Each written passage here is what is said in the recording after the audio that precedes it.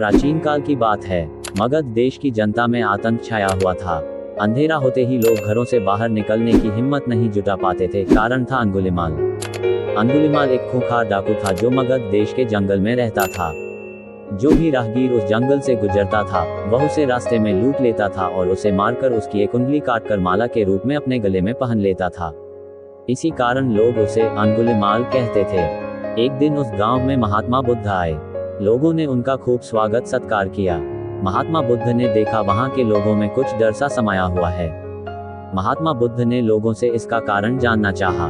लोगों ने बताया कि इस डर और आतंक का कारण डाकू अंगुलिमाल है। वह निरपराध राहगीरों की हत्या कर देता है।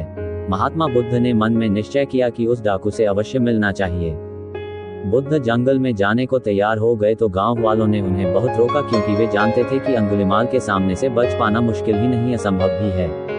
लेकिन बुद्ध अत्यंत शांत भाव से जंगल में चले जा रहे थे।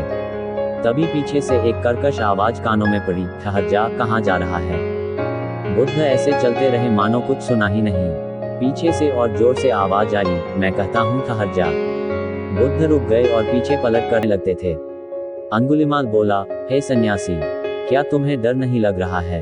देखो, मैंने कितने लोगों को मारकर उनकी उंगलियों की माला पहन रखी है। बुद्ध बोले, तुझसे क्या डरना?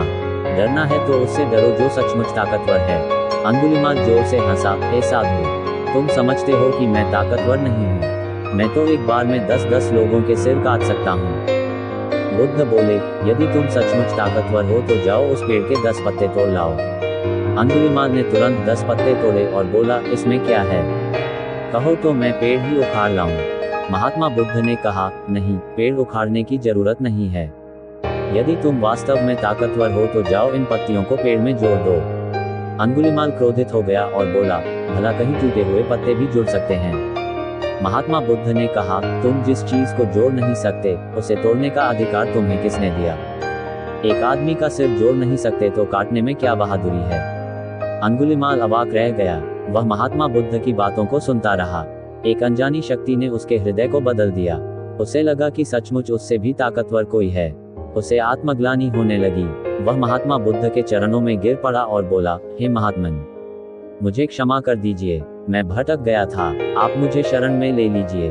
भगवान बुद्ध ने उसे अपनी शरण में ले लिया और अपना शिष्य बना लिया।